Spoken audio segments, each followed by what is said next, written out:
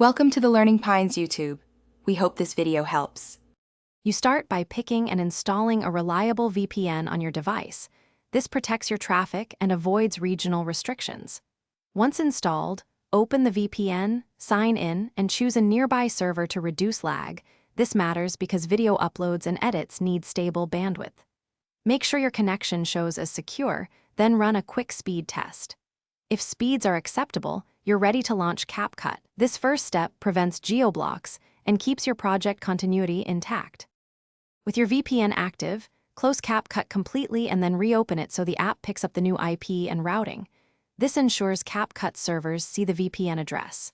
Once open, sign back in if needed, and check content access or export options that were previously restricted.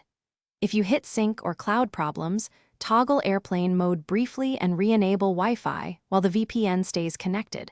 That often resets network bindings. These steps align app behavior with the VPN, preventing mixed route failures.